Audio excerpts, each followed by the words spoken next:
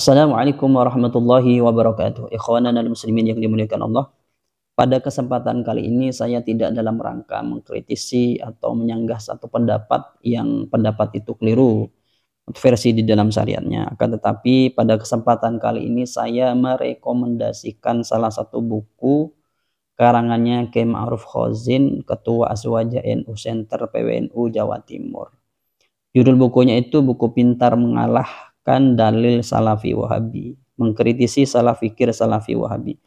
Setelah saya membaca buku ini menurut saya bagus untuk direkomendasikan pada teman-teman yang tiap harinya atau kadang bersinggungan dengan kelompok Salafi Wahabi atau para ustadz Salafi Wahabi. Jadi nanti kalau ada kajiannya teman-teman hadir bawa buku ini kemudian ditanyakan, itu bagus menurut saya. Di sini menurut saya simpel di dalam memberikan satu hujjah atau di dalam pemaparannya dan memberikan dalil-dalilnya sehingga mudah untuk dipahami oleh masyarakat umum ya begitu. Di sini ini salah satu contoh yang diberikan contoh atau saya membacakan salah satu contoh ketika Kiai Ma'ruf Khozin ini memberikan dalil tentang masalah ketika orang-orang Wahabi itu sering mengatakan bahwasanya bersalaman setelah sholat itu bid'ah, tidak pernah dikerjakan oleh Nabi. Di sini Kiai Ma'ruf Khozin itu memberikan satu kutipan hadis dari kitab Sahih Bukhari yang bunyinya itu begini. Saya jelaskan sedikit biar teman-teman nanti agak paham ya isinya sebelum nanti saya merekomendasikan juga teman-teman mungkin dari teman-teman ada yang minat untuk membeli.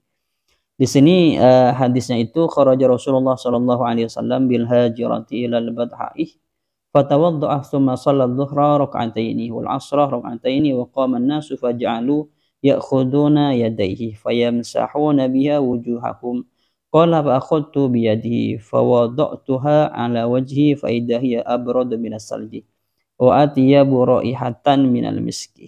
Intinya ini ketika Rasulullah Shallallahu Alaihi Wasallam selesai sholat, sahabat itu mengambil tangannya Rasulullah Shallallahu Alaihi Wasallam berdiri kemudian mengambil tangannya Rasulullah. Kalau bahasa kita mungkin ini persis kayak salaman begitu. Setelah sholat kemudian berdiri mereka itu gitu. Praktiknya salah satu praktik Rasulullah itu dengan para sahabat itu sahabat itu mengambil berdiri semuanya ngambil tangannya Rasulullah bergantian begitu. Setelah diambil tangannya, menyentuh ya bahasanya, kalau bahasa kita salaman, kemudian tangannya para sahabat ini yang telah memegang tangannya Rasulullah Muhammad SAW diciumkan atau diusapkan ke mukanya gitu. Fayamsahuna biha wujuhahum gitu, diusapkan ke mukanya, atau bahasa kita dicium kemudian diusapkan begitu. Sehingga di sini yang mengatakan qala fa akhudtu biyadihi ini adalah Juhaifah ya. Abu Juhaifah ini kemudian ketika mencium ternyata baunya bekas tangan yang menyalami tangannya Rasulullahnya ini itu adalah baunya lebih harum daripada baunya misik. Ini dibuat dalil untuk melegalkan atau dibuat dikatakan sunnah bahwasanya salaman setelah sholat. Kemudian juga di sini Kiai Ma'ruf Khozin itu menampilkan salah satu tawazun bahwasanya salah satu pentolan syekh dari syekh Ustadz Wahabi atau kelompok Wahabi ini salah satunya Syekh Utsaimin. Di sini pendapatnya beliau ini tidak seperti kepada atau kebanyakan Ustadz Wahabi yang ada di Indonesia. Di sini Syekh Utsaimin mengatakan walakinil insanu idza fa'alaha ba'da sholati la ala sabili annaha masyru'atun walakin ala sabili ta'lifih wal mawaddati fa arju alla yakuna bihadza ba'sun. Intinya kalau salaman setelah sholat itu mereka tidak menganggapnya sebagai suatu syariat, maka hal itu tidak apa-apa. Mereka ini bersalaman atas dasar ta'lif wal mawaddah. Jadi bersalamannya kalau tidak berdasarkan atau tidak dianggap sebagai syariat, tapi hanya ala sabili ta'lif wal mawaddah, atau bahasa kita itu hanya untuk ini mungkin ya berbelas kasih begitu, atau bahasa kita itu ya cukup salaman saja begitu, biar kenal antara satu dengan yang lainnya atau lebih mempererat hubungan, maka hal itu tidak apa-apa.